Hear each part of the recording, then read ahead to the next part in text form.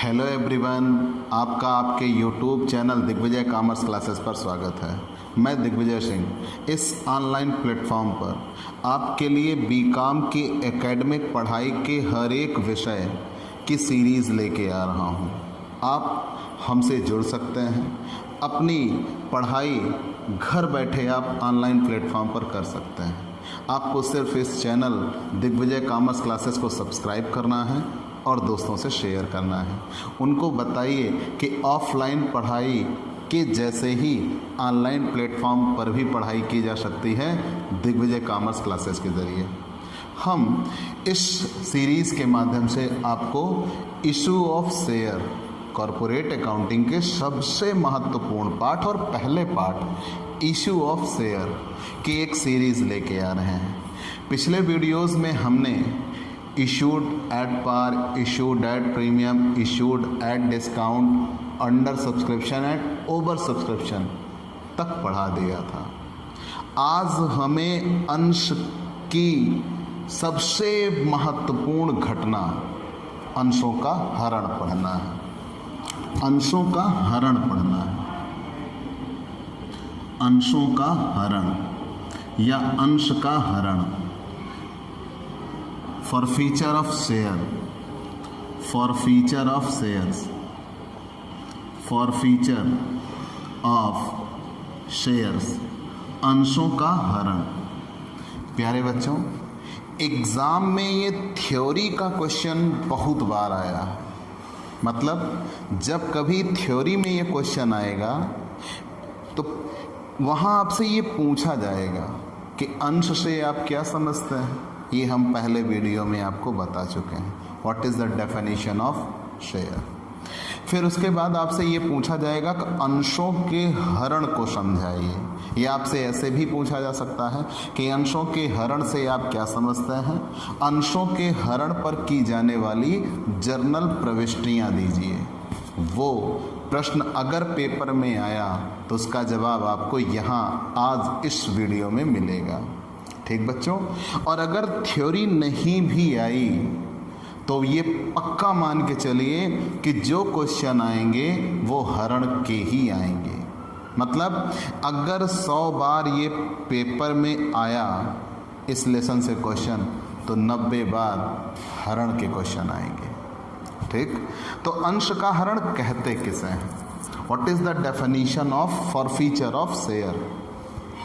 तो अंशों के हरण से अभिप्राय दोषी अंशधारी के आवंटन को रद्द किए जाने से है। जब कभी कोई कंपनी अपने अंशधारी से याचना राशि मांगे लेकिन अंशधारी याचना राशि चुकाने में असमर्थ हो तो कंपनी द्वारा उसका नाम सदस्य रजिस्टर से काट दिया जाएगा, उसके अंश को रद्द मान लिया जाएगा, मतलब निर्गमन रद्द मान लिया जाएगा, और उसके बदले में उसने जितना पैसा दिया होगा वो जब्त कर लिया जाएगा।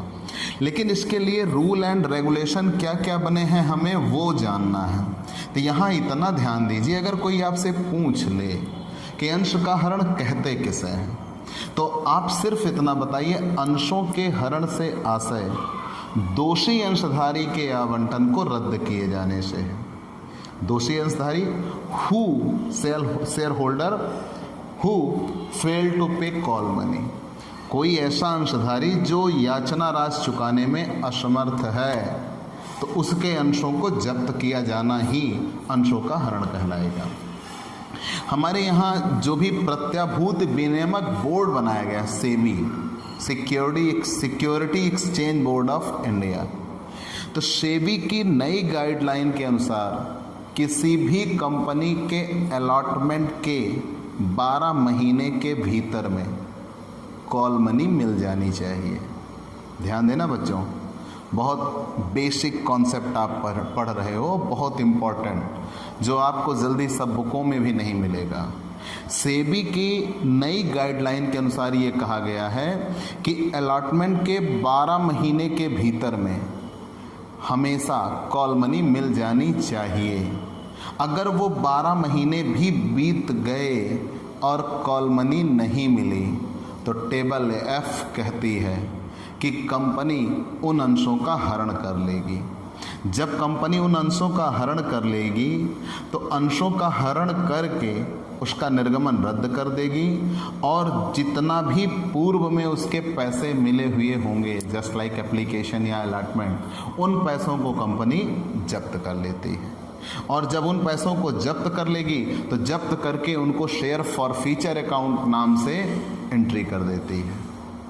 ठीक बच्चों, ये तो मीनिंग था, मीनिंग नॉट ए डेफिनेशन। आप इतना जानिए कि जब हरण होता क्या है। बेसिकली मान लो हम एक कंपनी हैं, हमने आपको शेयर दिया। जब हमने आपको शेयर दिया तो उसका अभिप्राय ये हुआ कि आपने कुछ पैसे हमें दिए, जस्ट लाइक एप्लीकेशन, अलॉटमेंट। अब मुद्दा ये बना कि आपने हमसे शेयर खरीद लिए। अब एक वायदा हुआ, प्रॉमिस हुआ कि मैं 100 रुपये का शेयर आपको दे रहा हूँ।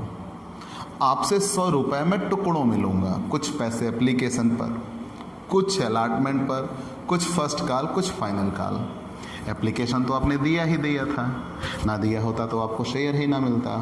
हो सकता है आपने अलॉटमेंट दिया हो सकता है ना दिया हो, ठीक। लेकिन एक रूल है बच्चों, कभी भी अगर अलॉटमेंट ही केवल ड्यू हो, फर्स्ट कॉल और फाइनल कॉल का भी जिक्र ना हुआ हो, तो अंशों का हरण नहीं हो सकता। जब तक अलॉटमेंट बाकी हो अंशों का हरण नहीं होगा। अंशों का हरण तभी हो सकता है जब फर्स्ट कॉल और फाइनल कॉल में से कोई पैसा ना दिया जाए। अगर सिर्फ अलॉटमेंट ड्यू है तो कतई अंशों का हरण नहीं होगा। मतलब अंश का हरण तो तभी होगा जब कॉल मनी नहीं मिलेगी। ठीक बच्चों, तो हम ये नियम पे थे, जैसे मान लो हम कंपनी हैं, हमने आपको शेयर दिया तो आपने एक वायदा किया कि आप हमें 100 रुपये देंगे, क्योंकि 100 रुपये का शेयर हमने आपको दिया। अब कुछ पैसे आपने एप्लीकेशन पर दिए, कुछ अलॉटमेंट पर दिए, फर्स्ट कॉल और फाइनल कॉल आप नहीं दे पाए। तो जब आपने फर्स्ट कॉल और फाइनल कॉल नहीं दी तो मेरे द्वारा एक प्रक्रिया अपनाई जाएगी।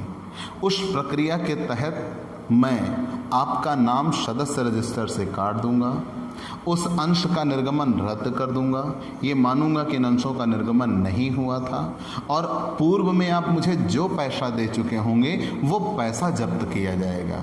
उस पैसे को ही जब्तीकरण कहा जाता है और वही सेंटेंस इस्तेमाल किया जाता है अंशों का हरण। वास्तव में अंश तो अंशधारी के पास होते हैं। उन अंशों पर पूर्व में जितना पैसा मिल चुका होता है उस पैसे को जब्त किया जाता है, उस पैसे का हरण होता है। इसीलिए यहाँ सेंटेंस इस्तेमाल किया जाता है अंशों का हरण। तो अगर आपसे पूछा जाए कि अंश का हरण है क्या, तो आप सिर्फ इतना बताइएगा कि जब कभी कोई दोषी अंशधारी जो याचना राशि देने में असमर्थ है, उसके अंशों को जब्त किया जाना ही अंशों का हरण कहलाता है। मतलब दोषी अंशधारी के आवंटन को रद्द करना अंश का हरण कहलाएगा। और इसमें यह कहा गया है कि सेबी के गाइडलाइन के अकॉर्डिंग कि अलॉटमेंट के 12 महीने के भीतर में कॉल मनी मिल जानी चाहिए। अगर 12 महीने तक भी कॉल मनी नहीं मिली तो अंशों का हरण किया जाएगा according to table F। Procedure क्या होगा, अंश हरण की विधियां क्या हैं? तो सबसे पहले जब कभी कोई कंपनी अपने अंशधारी से याचना राशि मांगे, कॉल मनी ड्यू हो, तो उम्मीद ये की जाएगी, एक ड्यू डेट बताई जाएगी, उस डेट तक कंपनी को कॉल मनी मिल जानी चाहिए। मान लीजिए वो डेट आ गई और कंपनी को कॉल मनी नहीं मिली, तो कंपनी कुछ समय तक प्रतीक्षा करेगी कि इस डेट तक कॉल मनी मिल जाए। कंपनी कुछ डेट तक प्रतीक्षा करेगी कि इस डेट तक कॉल मनी मिल जाए। अगर हो सकता है, कंपनी ऐसा क्यों करती है? क्योंकि कंपनी ने interest on calls in arrear, ये रूल हम आपको पढ़ा चुके हैं। तो वहाँ ये था कि अगर कभी कोई व्यक्ति या कोई अंशधारी पैसा नहीं दे पाता तो वो आने वाले अगले कुछ समय में उस पैसे को ब्याज के साथ चुका सकता है। आने वाले कुछ समय में वो उस पैसे को ब्याज के साथ चुका सकता है। तो यहाँ कंपनी से याचना राशि मांगी गई, कंपनी ने या अंशधारी ने याचना राशि नहीं चुकाया। जब अंशधारी ने याचना राशि नहीं चुकाया तो कंपनी उसे कॉल्सिनेरियर मान रही है। कंपनी इंतजार करेगी, कुछ समय तक पैसे मिल जाएंगे। वो अवधि भी बीत गई। अब कंपनी की सभा हुई। सभा में ये निर्णय लिया गया कि जिन जिन लोगों ने पैसे नहीं दिए हैं उनके पास सूचना भेजी जाए, लिखित रिटन इन्फॉर्मेशन उनके पास भेजी जाए और उनको एक नई डेट बताई जाए। उस डेट तक वो पैसे दे दें तब ठीक, अगर उस डेट तक भी वो पैसे नहीं देते तो उनके अंशों को जब्त कर लिया जाएगा। तो उन सभी अंशधारियों के पास एक रिटन इन्फॉर्मेशन लेटर जाएगा कि भैया आपके इतने पैसे ड्यू हैं, आप इतना पैसा कंपनी को चुकाइए। तो जिस दिन उनके पास वो रिटन इन्फॉर्मेशन जाएगी उसके 14 दिन के भीतर में उन्हें मनी पेड करनी होगी विद इंटरेस्ट। अगर वो 14 दिन भी निकल गए और उन्होंने ब्याज के साथ याचना राशि नहीं चुकाया तो कंपनी उनके अंशों का हरण करने के लिए बाध्य होगी। फिर उस जगह पे कंपनी उनके अंशों का हरण कर लेती है। ध्यान देना बच्चों, आप ये सोच रहे होंगे शेयर तो हमने खरीदा था, उसका मालिकाना हक मेरा है, तो कंपनी कैसे ले सकती है? नहीं बच्चों, आपने जब शेयर खरीदा था तो आप कंपनी की लायबिलिटी थे। कंपनी आपको पैसा चुकाती, आप जितना पैसा दिए थे, लेकिन कंपनी ने आपको वो सामान बेचा नहीं था, तो उसके वास्तविक स्वामी के तौर पर कौन है? कंपनी ही है। तो कंपनी जब चाहेगी आपको पैसा चुका के आपसे अपने अंश ले लेगी, लेकिन जब आपने अब उसके अंश का पूरी कीमत या पूरी राशि नहीं चुकाई तो कंपनी उस समय मजबूर होगी और आपके अंशों पर जितना पैसा आप पीछे दे चुके होंगे वो जब्त करेगी।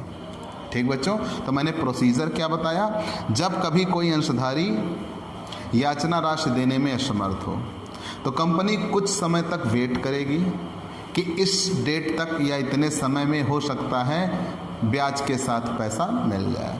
अगर वो समय भी बीत गया और पैसा नहीं मिला तो कंपनी सभा होगी, सभा में ये निर्णय लिया जाएगा कि जिन जिन अंशधारियों ने पैसे नहीं दिए उनके पास एक रिटन इन्फॉर्मेशन जाए और उसके तहत उन्हें ब्याज के साथ पैसा चुकाना होगा और उनको रिटन इन्फॉर्मेशन मिलने के 14 दिन के भीतर में पैसे पे करने होंगे। अगर वो 14 दिन भी निकल गए और उन्होंने पैसे नहीं दिए तो कंपनी उनके अंशों का हरण कर लेगी। हरण करने का इफेक्ट क्या होगा? What is the effect of forfeiture of share? तो जिस दोषी अंशधारी ने पैसे नहीं दिए उसके आवंटन को कंपनी रद्द कर देगी। उनका नाम कंपनी के सदस्य रजिस्टर से काट दिया जाएगा। उनका निर्गमन रद्द कर दिया जाएगा। जब उनका निर्गमन रद्द कर दिया जाएगा तो पूर्व में वो जितने पैसे दे चुके हैं वो पूरे पैसे कंपनी जब्त कर लेगी। जब वो कंपनी पैसे जब्त करती है तो कंपनी उसको शेयर फॉरफीचर अकाउंट में डाल देती है। कंपनी उसको शेयर फॉरफीचर अकाउंट में डाल देती है, शेयर फॉरफीचर अकाउंट में डाल देती है। लेकिन बच्चों यहाँ आपको ये ध्यान देना होगा, जब तक पैसा शेयर फॉरफीचर अकाउंट में रहेगा ये बैलेंस शीट में कंपनी की पेड अप कैपिटल में दिखता रहेगा। बैलेंस शीट के पेड अप कैपिटल में जाके ये जुड़ेगा। ऐसा क्यों? क्योंकि जब कंपनी ने दोषी अंशधारी के निर्गमन को रद्द किया, उनके आवंटन को कैंसिल किया, तो वास्तव में ये पैसा अंश पूंजी के तौर पर कंपनी को मिला था।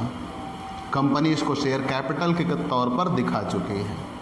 जब कंपनी इसको शेयर कैपिटल के तौर पर दिखा चुकी है तो कंपनी इनको भविष्य में फिर से निर्गमित करेगी और फिर से वो काम करना होगा। तो जब तक कंपनी इनको री इशूड नहीं कर देती तब तक ये पैसा शेयर फॉरफीचर अकाउंट में रहेगा, और जब कंपनी इनको री इशूड नहीं की है तो शेयर फॉरफीचर में रहेगा, क्योंकि ये वास्तव में पूंजी का ही भाग होता है। जो पहले से मिल चुका है वास्तव में ये पूंजी का ही भाग होता है, इसीलिए इसको कहाँ दिखाया जाता है, शेयर कैपिटल या पेड अप कैपिटल में। और जब कंपनी इसको पुनः निर्गमित कर देगी, क्योंकि जो कंपनी ने दोषी अंशधारी के आवंटन को रद्द किया, निर्गमन कैंसिल किया, तो उन अंशों को भविष्य में कंपनी फिर से पुनः निर्गमित करेगी, री इश्यूड होंगे, ठीक, री इशूड होंगे।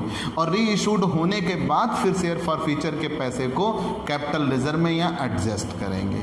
हो सकता है वो कम पे इशूड हो तो इस पैसे की आवश्यकता पड़ जाए, और अगर नहीं पड़ी तो इसको कैपिटल रिजर्व में भेज देंगे, ठीक। तो पूरी बात क्या निकल के आई, जब कभी कोई अंशधारी, या यूं कह लें अंश के हरण से अभिप्राय दोषी अंशधारी के आवंटन को रद्द किए जाने से है। सेबी की गाइडलाइन के अकॉर्डिंग यह है कि अलॉटमेंट के 12 महीने के भीतर में कॉल मनी मिल जानी चाहिए। अगर नहीं मिली तो जिन जिन अंशधारियों से कॉल मनी नहीं मिली है उनके आवंटन को रद्द कर दिया जाएगा, और उनका सदस्य रजिस्टर से नाम काट दिया जाएगा, और उनके अंश को जब्त करके वो पूर्व में जो पैसा दे चुके हैं उसे फॉरफिट कर लिया जाएगा। प्रोसीजर क्या है वो हमने आपको बताया कि जब कभी अंशधारी याचना राशि देने में असमर्थ होगा तो सबसे पहले कंपनी के पास एक रिटर्न इन्फॉर्मेशन उनके पास भेजेगी, उनको एक डेट क्लियर करेगी, उस डेट तक उन्हें पैसे पे करने होंगे। अगर वो डेट भी निकल गई और उन्होंने पैसे नहीं पे किए तो कंपनी उनके अंशों को जब्त कर लेगी। जब कंपनी उनके अंशों को जब्त कर लेगी तो उनका नाम सदस्य रजिस्टर से काट देगी। उनका नाम सदस्य रजिस्टर से काट देने के बाद उस आवंटन को रद्द कर दिया जाएगा, और इन फ्यूचर कंपनी उन अंशों को पुनः निर्गमित करेगी। जब कंपनी उन्हें पुनः निर्गमित करेगी तो उसे री इशूड ऑफ फॉरफिट शेयर कहा जाएगा। ठीक बच्चों, वो चीज़ें आपको जर्नल एंट्री में सीखना है।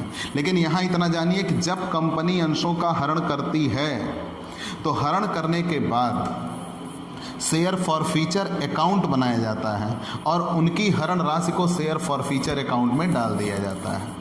जितना पूर्व में उनसे पैसे मिल चुके होते हैं वो शेयर फॉर फ्यूचर अकाउंट में डाल दिया जाता है, और share forfeiture account company के बैलेंस शीट बनाते समय पेड अप कैपिटल में दिखाया जाता है, क्योंकि वास्तव में शेयर फॉर फ्यूचर अमाउंट उनसे जितना पूंजी मिल चुकी होती है उसी के लिए बनाया जाता है। ये पूंजी का भाग होता है, इसीलिए इसे शेयर कैपिटल अकाउंट में ही दिखाया जाता है।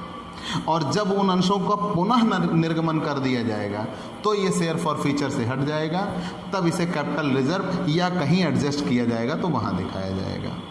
ठीक बच्चों, हम आगे चलते हैं अंशों के समर्पण पर। अंश का समर्पण किसे कहते हैं? Surrender of share. अभी तक आप पढ़ रहे थे फॉर फ्यूचर ऑफ शेयर, अब हम पढ़ेंगे सरेंडर ऑफ शेयर। प्यारे बच्चों, अगला टॉपिक है अंशों का समर्पण। अंशों का समर्पण। पहले आप ये जानिए सरेंडर ऑफ शेयर कहते किसे हैं? Surrender of share, surrender of share, जब कभी अंशधारी ये खुद रियलाइज करे कि वो कॉल मनी नहीं दे पाएगा। ध्यान देना बच्चों, हरण में क्या था? कंपनी ने कॉल मनी मांगा, कुछ समय तक वेट किया कि विद इंटरेस्ट पैसे मिल जाएंगे, नहीं मिले। कंपनी ने आपके पास इंफॉर्मेशन भेजी, 14 दिन फिर से समय दिया, पैसे नहीं मिले, तब कंपनी फॉरफिट करती है। लेकिन सरेंडर में क्या होगा? जब कभी शेयर होल्डर ये खुद रियलाइज़ करे कि अब मैं कॉल मनी नहीं दे पाऊंगा, मेरी फाइनेंशियल सिचुएशन गड़बड़ है और मैं चाह कर भी इसके आगे पैसे नहीं भुगतान कर पाऊंगा, तो वो कंपनी से खुद रिक्वेस्ट कर सकता है कि आप हमसे हमारे शेयर ले लीजिए, आप हमसे हमारे शेयर ले लीजिए, हम आगे आने वाले पैसे नहीं दे पाएंगे। तो जब कभी अंशधारी ऐसा करता है तो उसे अंशों का समर्पण कहा जाता है। सरेंडर ऑफ शेयर, वो कह लीजिए जस्ट ए गुडविल, या यूं कह लीजिए कि सिर्फ और सिर्फ एक प्रकार का कंपनी की तरफ से उठाई जाने वाली अन्य गतिविधियों और अपने लिए होने वाली एक प्रकार से कह लो बदनामी के डर से वो ये काम करता है कि पैसे नहीं दे पाए। तो वो खुद से जाके कंपनी से ये कह सकता है कि हम आगे याचना राशि नहीं दे पाएंगे, आप हमसे हमारे शेयर ले लीजिए। उस घटना को अंशों का समर्पण कहते हैं। ध्यान देना बच्चों, अंशों के हरण और अंशों के समर्पण दोनों पर की जाने वाली जर्नल प्रविष्टियां एक ही होंगी। कारण जब अंश का समर्पण होगा तो भी उसका नाम कंपनी के सदस्य रजिस्टर से काट दिया जाएगा, उनका आवंटन रद्द कर दिया जाएगा, पूंजी घटा दी जाएगी और उस पैसे को शेयर फॉरफीचर में ही रखा जाएगा। तो जब सारी चीज़ें सेम है तो कंपनी के पॉइंट ऑफ व्यू से दोनों एक ही बात है, चाहे फॉरफीचर हो चाहे सरेंडर हो। ये नज़रिया अलग अलग होता है लेकिन चीज़ें एक होंगी। तो जब कभी अंशधारी खुद से ये निर्णय ले कि अब आगे आने वाली राशि का वो भुगतान नहीं कर पाएगा, वो खुद अपने अंशों को कंपनी को दे दे, तो उसे ही अंशों का समर्पण कहा जाता है। अब हम आगे पढ़ेंगे journal entries in the company, और वो भी कब? अंशों के हरण पर की जाने वाली जर्नल प्रविष्टियाँ। ठीक, तो journal entries at the time of share for features, तो जब अंशों का हरण हो तो अंशों के हरण पर होने वाली जर्नल प्रविष्टियाँ। चलिए चलते हैं। अंशों के हरण पर की जाने वाली जर्नल प्रविष्टियाँ। अंशों के हरण पर की जाने वाली what journal entry made at the time of share forfeiture, अंशों के हरण पर की जाने वाली जर्नल प्रविष्टियाँ।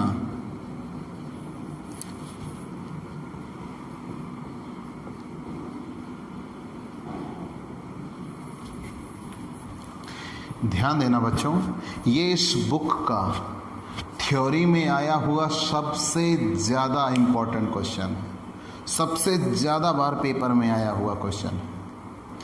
वैसे तो इस पूरे बुक में थ्योरी का कोई लेसन नहीं है, जो भी रूल एंड रेगुलेशन होंगे वही एज ए थ्योरी पूछे जाएंगे।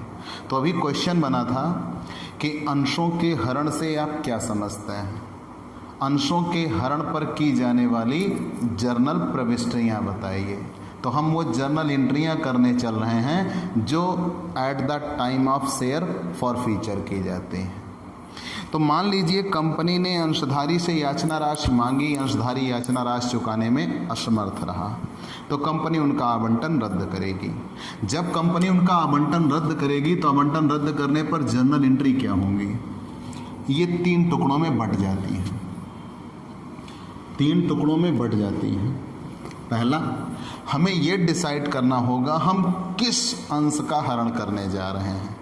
मतलब जिस अंश का हम हरण करने जा रहे हैं वो ओरिजिनली इशूड क्या था, इशूड एट पार था या इशूड एट प्रीमियम था या इशूड एट डिस्काउंट था। मतलब जिस अंश का हरण किया जाएगा वो किस पर निर्गमित था। मान लो वो इशूड एट पार रहा हो तो कैसे हरण होगा? इशूड एट पार रहा हो तो। मान लो वो इशूड एट प्रीमियम रहा हो तो कैसे हरण होगा? इशूड एट प्रीमियम रहा हो तो कैसे हरण होगा? और मान लो वो इशूड एट डिस्काउंट हो तो कैसे हरण होगा? यही 3 चीज़ें हमें सीखनी है। तो जब कभी आपको हरण की एंट्री करनी पड़े तो सबसे पहली चीज़ आप ये डिसाइड करना कि वो इशूड एट पार है, इशूड एट प्रीमियम है या इशूड एट डिस्काउंट है। वैसे ये चीज़ तो आप पहले डिसाइड करते हो एप्लीकेशन अलॉटमेंट पर ही, लेकिन जब हरण होगा वो होगा फर्स्ट कॉल या फाइनल कॉल के बाद। तो आप पहले ही क्वेश्चन में ये डिसाइड कर चुके होंगे कि इशूड एट पार है, इशूड एट प्रीमियम है, इशूड एट डिस्काउंट है, लेकिन उसी के अकॉर्डिंग जर्नल एंट्री चलेंगी। तो मान लीजिए हम अब ये तीनों तो एक साथ मिलेंगे नहीं बच्चों, कोई एक मिलेगा, लेकिन रूल तो हमें तीनों के पढ़ने पड़ेंगे। तो मान लीजिए हम किसी ऐसे अंश का हरण करने चल रहे हैं जो इशूड एट पार था, इशूड एट पार था। तो यहाँ रूल ये बनता है बच्चों, अब हम जर्नल एंट्री आपको एक एक सिखा रहे हैं यहाँ रूल ये बनता है कि सबसे पहले हम शेयर कैपिटल को डेबिट करते हैं, शेयर कैपिटल अकाउंट डेबिट, ठीक। कितने से? जितनी मांगी गई हो, ये आपके समझने के लिए लिख दे रहा हूँ, जितनी मांगी गई हो कैपिटल उतने से डेबिट कर दी जाती है। ध्यान देना एक एक बात मेरी बच्चों, मैंने ये कहा कि जब कभी अंश का हरण करना है और अंश के हरण पर हमें जर्नल एंट्री बनानी है तो सबसे पहले हम ये डिसाइड करेंगे वो शेयर फॉरफीचर जो हो रहा है वो किस पर इश्यूड था, इश्यूड एट पार था, इश्यूड एट प्रीमियम था या इश्यूड एट डिस्काउंट था। तो मान लो वो इश्यूड एट पार था।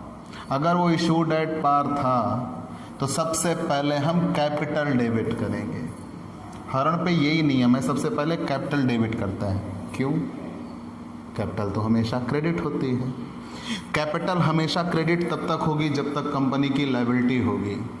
जिस दिन कंपनी ने अंश का हरण किया, दोषी अंशधारी का आवंटन रद्द किया, उस दिन कंपनी का वो दायित्व समाप्त हो गया।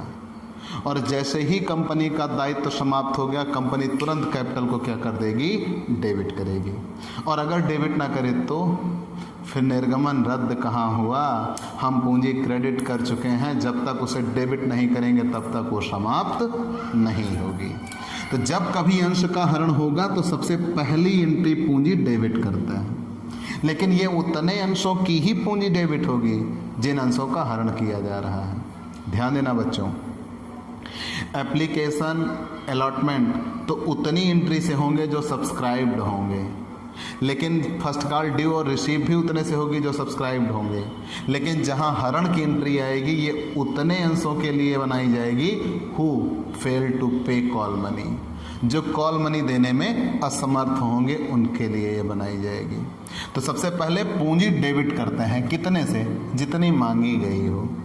अभी समझा देते हैं। फिर नियम है जितना पैसा ना मिला हो वो क्रेडिट करते हैं। तो एप्लीकेशन तो मिल ही जाता है, अगर एप्लीकेशन ना मिला होता तो हम उन्हें शेयर ही क्यों दें? तो एप्लीकेशन तो निश्चित ही मिला होगा। मुद्दा बनता है, हो सकता है अलॉटमेंट ना मिला हो, तो जब अलॉटमेंट नहीं मिला होगा तो हम शेयर अलॉटमेंट क्रेडिट कर देंगे, शेयर अलॉटमेंट क्रेडिट कर देंगे। और अगर मिल चुका होगा तो कट, अगर नहीं मिला होगा तो क्रेडिट होगा। फिर जो पैसा ना मिला हो, मान लो शेयर फर्स्ट कॉल नहीं मिली तो वो भी क्रेडिट हो जाएगी। अगर ये मिल चुकी है तो कट, ठीक। और शेयर फाइनल कॉल फिर बचेगी, शेयर फाइनल कॉल क्रेडिट करता है। मतलब ये कि नियम यही कहता है कि जो भी पैसा नहीं मिला होगा उसको हम क्रेडिट कर देते हैं। ये डेबिट दिखा दिया, ये 3 क्रेडिट दिखा दी। अभी हम इशूड एट पार ही पढ़ रहे हैं, वो तो हेडिंग पड़ी हुई है, आप उनको किनारे रखिए। तो मुद्दा ये बना कि जब कभी अंश का हरण किया जाएगा, अंश के हरण पर की जाने वाली जर्नल प्रविष्टियां पढ़नी हैं। हमें ये देखना होगा अंश का हरण किस पर, निर्गमित अंशों का हरण हो रहा है, इशूड एट पार। तो सबसे पहले हम पूंजी डेबिट करेंगे, कितने से? जितनी मांगी गई हो। फिर तुरंत नियम ये बनता है कि जो पैसा ना मिला हो उसे हम क्रेडिट करते हैं, जो पैसा ना मिला हो। मान लो अलॉटमेंट नहीं मिला तो अलॉटमेंट क्रेडिट हो जाएगा, और अगर अलॉटमेंट मिल चुका है तो ख़त्म हो जाएगा, फिर उसे नहीं दिखाते।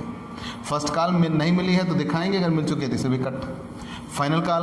और फिर अंत में हम दिखाएंगे टू शेयर फॉर फ्यूचर। लेकिन इन तीनों के लिए आप ये नियम लगा सकते हैं, इन 3 के लिए बस, अलॉटमेंट, फर्स्ट कॉल और फाइनल कॉल के लिए जितना ना मिला हो, जितना ना मिला हो। फिर इसके बाद आता है to share forfeiture, to share forfeiture account. ये डेबिट ज़्यादा होगा इन तीनों के जोड़ से, तो ये जितना ज़्यादा होगा वही उतना किस में आ जाएगा? शेयर फॉर फ्यूचर अकाउंट में आ जाएगा। और वैसे भी शेयर फॉर फ्यूचर में क्या आता है? जो पैसा पूर्व में मिल चुका होता है। जैसे एप्लीकेशन मिला तो एप्लीकेशन आएगा, अलॉटमेंट मिला है तो अलॉटमेंट आएगा, फर्स्ट कॉल मिली है तो फर्स्ट कॉल आएगी। मतलब जो पैसा पूर्व में मिल चुका है वही फॉर फ्यूचर में आता है, ठीक।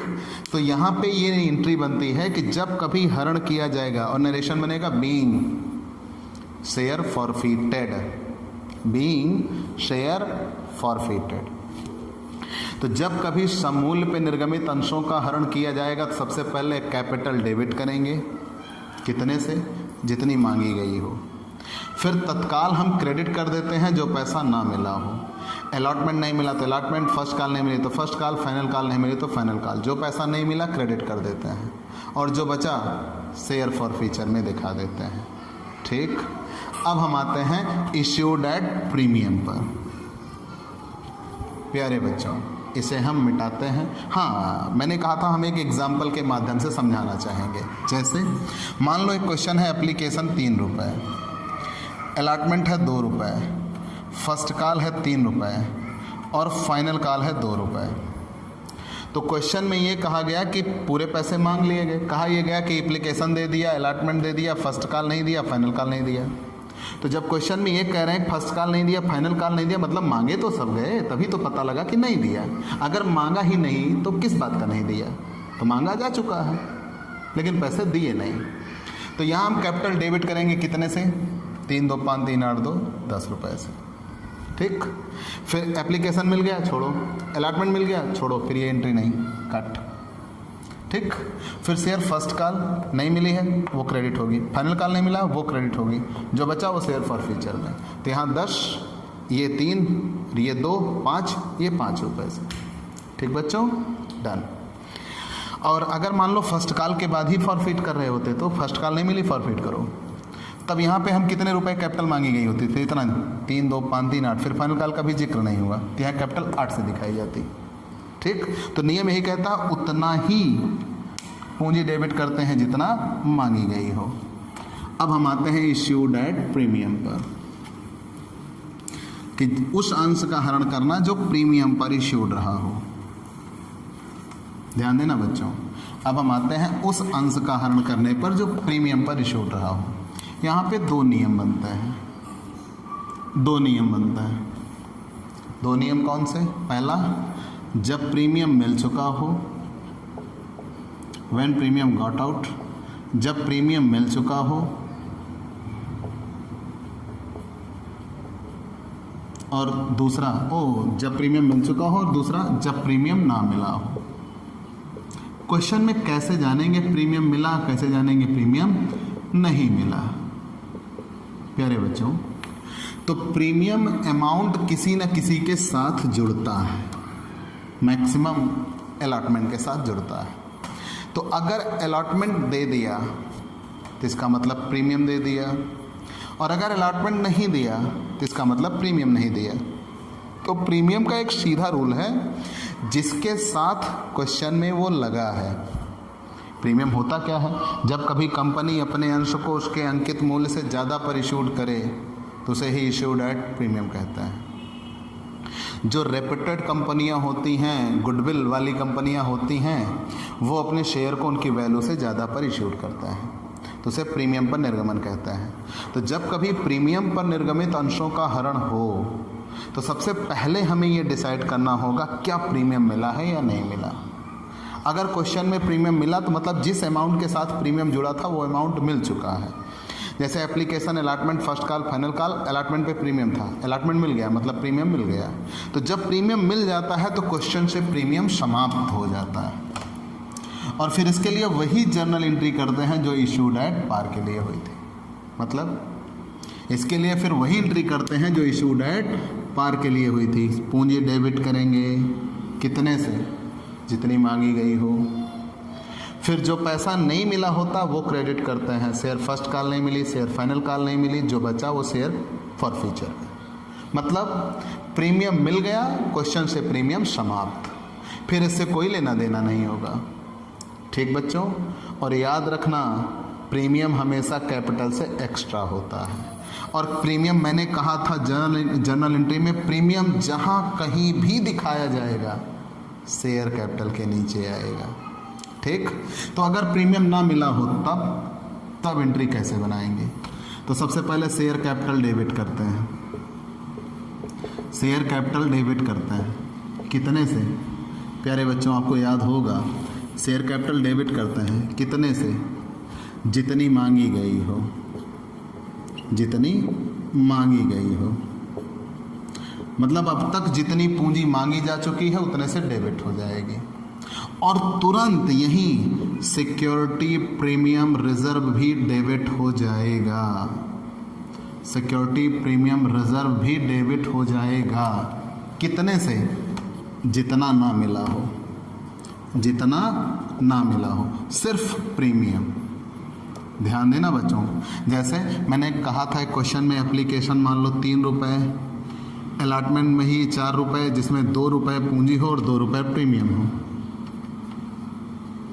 ठीक, फर्स्ट कॉल 3 रुपये और फाइनल कॉल 2 रुपये। तो यहाँ पे ये पूंजी की बात करते हैं तो 3, 2, 5, 3, 8, 2, 10, और प्रीमियम की बात करते हैं सिर्फ 2। ठीक, तो पूंजी तो हम इस 10 की बात करेंगे, इसमें से जितनी मांगी गई होगी उतनी डेबिट करेंगे। तो पूंजी डेबिट करते हैं कितनी? जितनी मांगी गई हो। प्रीमियम भी डेबिट करते हैं कितना? जितना ना मिला हो। ये उन्हीं अंशों के लिए एंट्री हो रही है जो फॉरफिट होंगे। फिर नियम ये बनता है जो पैसा नहीं मिला वो क्रेडिट करते हैं। तो प्रीमियम नहीं मिला, इसका सीधा मतलब है अलॉटमेंट नहीं मिला, तो अलॉटमेंट क्रेडिट होगा। जितना पैसा ना मिला हो वो क्रेडिट होगा। अगर फर्स्ट कॉल भी नहीं मिली, शेयर फर्स्ट कॉल पूरा लिखिएगा, शेयर फर्स्ट कॉल, तो शेयर फर्स्ट कॉल भी दिखाएंगे। जितना पैसा नहीं मिला वो दिखाते हैं, शेयर फर्स्ट कॉल। फिर टू शेयर फाइनल कॉल, मतलब जो जो पैसे नहीं मिले वो हम दिखाते चले जाएंगे। और फिर यहाँ पे रूल आप बनाए, जितना ना मिला हो। ठीक, जितना ना मिला हो। लेकिन अब यहाँ एक बात बताना चाहूँगा आपको, यहाँ अलॉटमेंट नहीं मिला कि अलॉटमेंट कौन सा होगा? कैपिटल विद प्रीमियम होगा कि कैपिटल केवल कैपिटल होगी, प्रीमियम नहीं होगा? तो यहाँ जब मिलने की बात की जाएगी, कैपिटल और प्रीमियम दोनों एक साथ जोड़कर दिखाया जाएगा। और यहाँ जब प्रीमियम दिखाया जाएगा, सिर्फ प्रीमियम दिखाया जाएगा।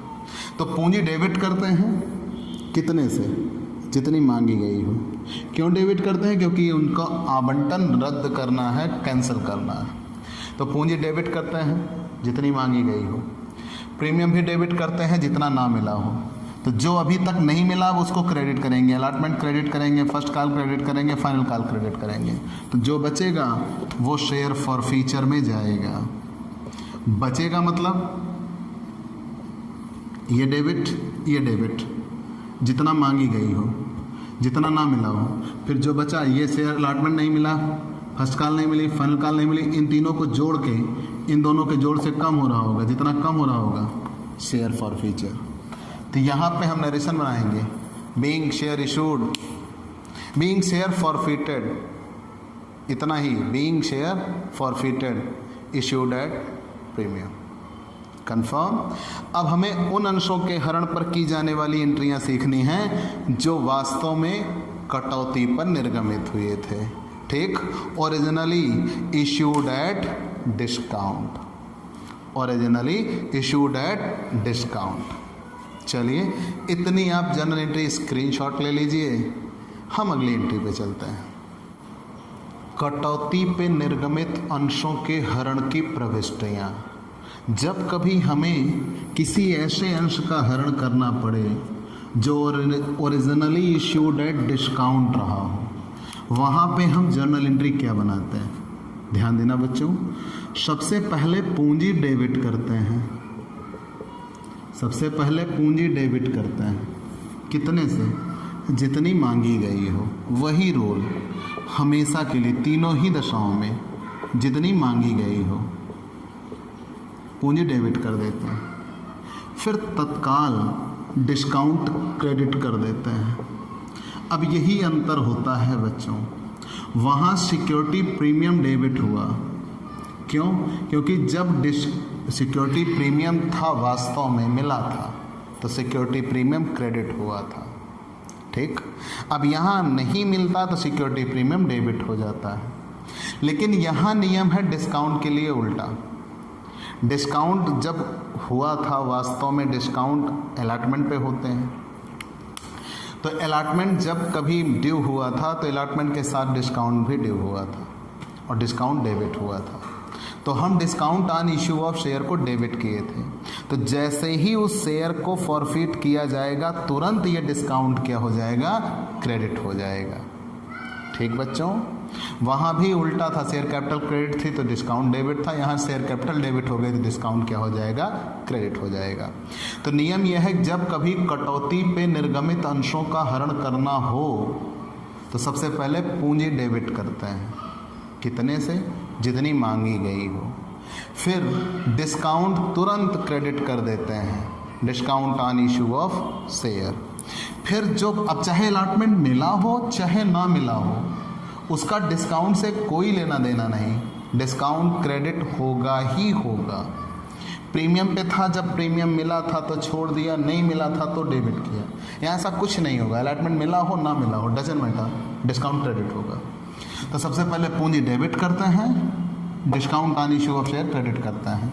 अब जो पैसे ना मिले हों वो क्रेडिट करते हैं, सच एज मान लो अलॉटमेंट नहीं मिला तो अलॉटमेंट क्रेडिट होगा, मान लो शेयर फर्स्ट कॉल नहीं मिली तो शेयर फर्स्ट कॉल क्रेडिट होगी, मान लो शेयर फाइनल कॉल नहीं मिली तो शेयर फाइनल कॉल क्रेडिट होगी।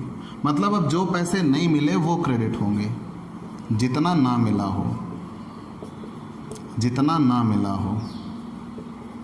तो नियम क्या बनेगा, अब जो बचेगा वो शेयर फॉर फ्यूचर होगा, जो बचेगा वो शेयर फॉर फ्यूचर होगा, शेयर फॉर फ्यूचर अकाउंट। ये डेबिट, अब बाकी सब क्रेडिट, ये तब भी कम रहेंगे, जितना कम रहेगा वो शेयर फॉर फ्यूचर में दिखा दिया जाएगा। प्यारे बच्चों, आप इसका स्क्रीनशॉट ले लीजिए। हम यहाँ आपको एक स्पेशल केस जोड़ने चल रहे हैं।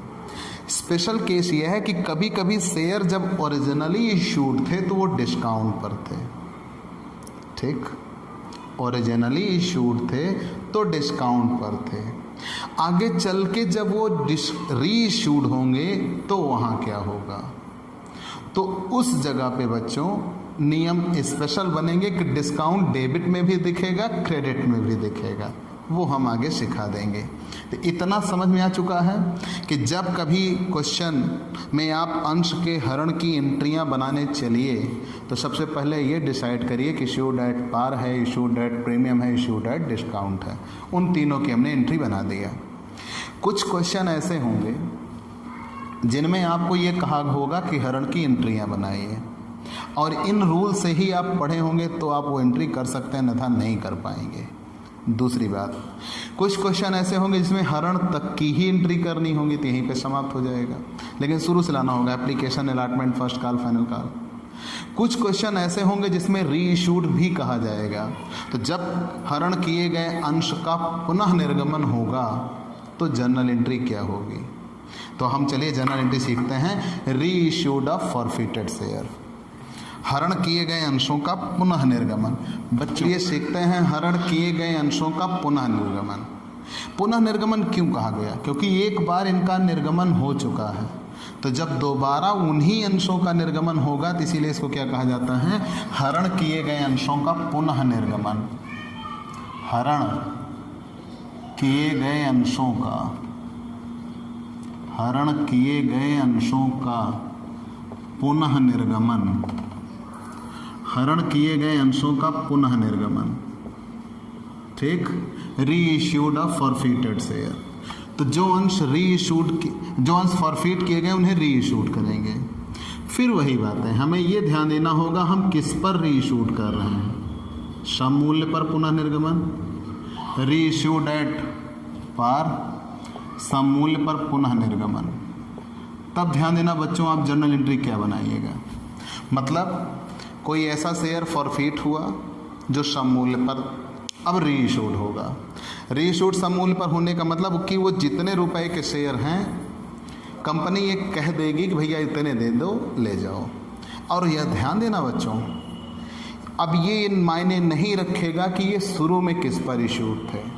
हो सकता है ये शुरू में भी इशूड एट पार रहे हों, हो सकता है इशूड एट प्रीमियम रहे हों, हो सकता है इशूड एट डिस्काउंट रहे हों। अब हमें उससे कोई मतलब नहीं होगा।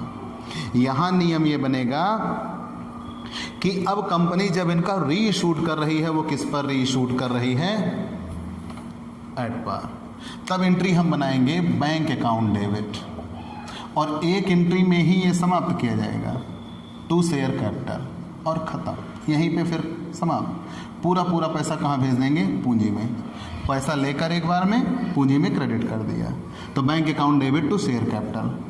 ठीक, लिख देंगे बीइंग इशूड एट पार। इतना समझ में आ चुका। फिर सुन लो, जब कभी कंपनी हरण किए गए अंश का पुनः निर्गमन करती है और वो भी किस पर, सम मूल्य पर, तो एंट्री बनेगी bank account debit to share capital. तो जितने शेयर इशूड होंगे, जितने रुपए कैपिटल होगी उससे गुणा हो जाएगा, वही बैंक अकाउंट होगा। और जितने शेयर इशूड किए गए, जितने रुपए की इशूड किए गए शेयर कैपिटल में। लेकिन अब इसमें कोई लॉस नहीं हुआ। अगर लॉस हुआ होता तो याद रखना बच्चों एक विशेष बात, जब कभी लॉस होगा तो डिस्काउंट पर री इशूड होगा, तो उसके लिए अभी हम आगे नियम पढ़ेंगे। और जब लॉस होगा तो शेयर फॉर फीचर्स उसकी भरपाई होगी। तो bank account debit to share capital, ये सम मूल्य के लिए। तो मान लीजिए इशूड एट प्रीमियम है, तब प्रीमियम पर पुनः निर्गमन, कि जब पुनः निर्गमन किया गया वो किस पर किया गया, प्रीमियम पर पुनः निर्गमन। तो जब प्रीमियम पर पुनः निर्गमन होगा तो भी कंपनी के लिए कोई लॉस नहीं है। कंपनी ने अंशों का निर्गमन किया था, कंपनी ने उनको फॉरफीट किया। अब किसी दूसरे शेयर होल्डर को कंपनी शेयर दे रही है तो उनसे भी कंपनी प्रीमियम चार्ज कर रही है। जब उनसे भी कंपनी प्रीमियम चार्ज कर रही है तो कंपनी के पास पैसा आएगा, bank account debit to share capital. Share capital credit बनेगी, अब कंपनी के लिए लायबिलिटी हो जाएगी। मैंने अभी कहा था जब कंपनी के लिए लायबिलिटी हो जाएगी तो क्रेडिट हो जाएगी। और कैपिटल के नीचे ही सिक्योरिटी प्रीमियम दिखाया जाएगा। तो यहाँ कंपनी पैसा भले ही दोबारा चार्ज कर रही है दूसरे अंशधारी से, लेकिन उनसे भी कंपनी प्रीमियम ले रही है। तो जितना कंपनी को पैसा मिलेगा बैंक अकाउंट में, कैपिटल क्रेडिट, सिक्योरिटी प्रीमियम भी क्रेडिट हो जाएगा। तो सिक्योरिटी प्रीमियम के लिए तो पूरा नाम लिखा जाता है सिक्योरिटी प्रीमियम रिजर्व अकाउंट। इतना समझ में आ चुका हो तो हम आगे नए रूल पर चलते हैं। यहाँ तक क्लियर हुआ बच्चों? ध्यान देना, यहाँ कहीं भी शेयर फॉर फीचर रोल में आया ही नहीं। क्यों? शेयर फॉर फीचर हो जाने के बाद अब शेयर फॉर फीचर तभी रोल में आएगा जब कंपनी को पुनः निर्गमन किए जाने पर लॉस हो। तो यहाँ कंपनी के शेयर की जितनी वैल्यू थी कंपनी उतना पा जा रही है, कोई लॉस नहीं हुआ। यहाँ इशूड करने पर, रीशूड करने पर कंपनी को प्रॉफिट ही हो रहा है, लॉस नहीं हुआ। जब कटौती पर पुनः निर्गमन करेगी तो कटौती पर पुनः निर्गमन, तब यहाँ नियम है।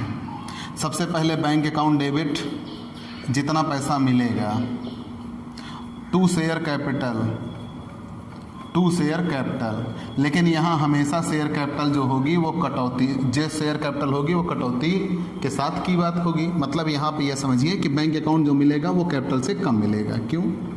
तभी तो डिस्काउंट कहा जाएगा। तो जब शेयर कैपिटल मान लो 100 शेयर के हैं, 110 रुपये मिलने हैं तो 1000 कैपिटल हो गया। लेकिन यहाँ 900 मिलेंगे, 800 मिलेंगे, तो जितना कम मिलेगा वो डिस्काउंट होगा। तो नियम यह है कि जब कभी कंपनी कटौती पर रीशूड कर रही है, रीशूड एट डिस्काउंट, तो उस जगह पे कैपिटल तो हम पूरी क्रेडिट करते हैं, पूरा। फिर बैंक अकाउंट जितना रुपया मिला होता है वो दिखाते हैं। अब जितना डिस्काउंट था वो डिस्काउंट ना लिखकर कहाँ से लिखा जाता है, शेयर फॉर फीचर अकाउंट। और यही रूल है कि जब कटौती हुई थी तो लॉस हुआ। अब ये लॉस उस शेयर के पीछे हुआ है जो शेयर पहले इशूड था, फॉरफिट हुआ, अब री इशूड हो रहा है। तो जब वो पहले इश्यूड था, फॉरफिट हुआ, तो उसके कुछ पैसे कंपनी ने अपने पास संभाल के रख लिए हैं शेयर फॉर फीचर अकाउंट में। और वो शेयर फॉर फीचर अकाउंट में तब तक रहेंगे जब तक कंपनी उनको री इशूड नहीं कर देती। और री इशूड करने के बाद अगर वो इशूड री इशूड एट पार हुआ तो कंपनी को उस खाते से पैसे निकालने की ज़रूरत नहीं पड़ी। वो री इशूड एट प्रीमियम हुआ तो भी कंपनी को उस खाते से पैसे निकालने की ज़रूरत नहीं पड़ी। लेकिन वो री इशूड एट डिस्काउंट हुआ तो कंपनी उस खाते से पैसे लेकर यहाँ दिखा देगी और उस कमी को अपने पूरा कर लेगी। ठीक? तो bank account debit, share forfeiture account debit to share capital account. लेकिन एक जगह कुछ विशेष नियम है बच्चों, इतना तो आप स्क्रीनशॉट ले लीजिए, स्क्रीनशॉट ले लीजिए। अब मान लीजिए ये बात आई कि अब जो शेयर फॉर फीचर अकाउंट में पैसा था वो क्या होगा। मान लो इशूड एट पार है तो ये एंट्री बनेगी, फिर ये दो तो नहीं बनेगी। फिर सीधे शेयर फॉर फीचर के पैसे को कहाँ भेज देंगे,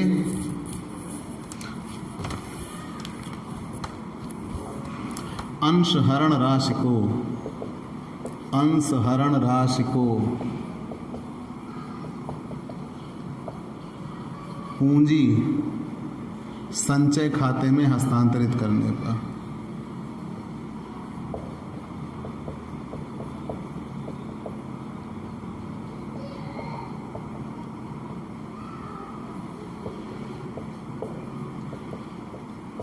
अंशहरण राशि को कहाँ भेज दिया जाता है? पूंजी संचय खाते में। ध्यान देना बच्चों, कब? जब शेयर फॉर फीचर अकाउंट में कुछ पैसे थे तो कंपनी पहले रीइशूड करेगी। रीइशूड में शेयर एट पार जब होता है रीइशूड, तो वहाँ से पैसे नहीं लेती फॉर फीचर से। रीइशूड एट प्रीमियम होता है तो वहाँ से पैसे नहीं लेती। लेकिन जब रीइशूड एट डिस्काउंट होता है तो कंपनी शेयर फॉर फीचर से पैसे लेती है, और पैसे लेने के बाद जो उनके पास पैसे बचते हैं वो कैपिटल रिजर्व में भेज दिए जाते हैं। तो share forfeiture account debit to capital reserve account.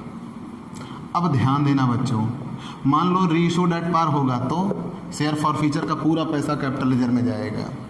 Reissued at premium होगा तो शेयर फॉर फीचर का पूरा पैसा कैपिटल रिजर्व में जाएगा।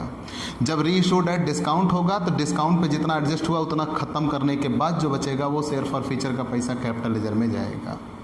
ठीक, और याद रहे ये एंट्री तब तक नहीं बनेगी जब तक रीइशूड ना हो। बिना रीइशूड किए पैसा कैपिटल रिजर्व में नहीं भेजा जा सकता। अब एक विशेष नियम है, कभी कभी ऐसा होता है कि शेयर इशूड एट डिस्काउंट थे पहले, और जब रीइशूड किए गए तो डिस्काउंट और ज़्यादा हो गया। मतलब जैसे कोई 50 रुपये का शेयर था, 45 रुपये पे इशूड था, मतलब कितने रुपए डिस्काउंट? 5 रुपये। और जब रीइशूड हुआ तो कितने रुपए डिस्काउंट हो गया? 15 रुपये। अब लो 5 रुपये पुराना डिस्काउंट, 10 रुपये नया डिस्काउंट। तो उस जगह पे रीइशूड करने पे ऐसी एंट्री बनेगी, bank account debit discount on issue of share account debit, discount on issue of share debit और share forfeiture account debit. इसका मतलब क्या होगा? जितने रुपए में रीइशूड करें, मान लो 35 रुपये में, 5 रुपये पुराना डिस्काउंट था और 10 रुपये नया डिस्काउंट है।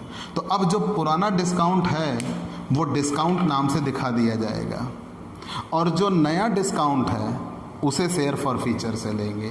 तो याद रखना, रीइश्यूड करने के बाद वास्तव में जो लॉस हो रहा हो उस लॉस को ही कहाँ से हम लेते हैं? शेयर फॉर फीचर से लेते हैं।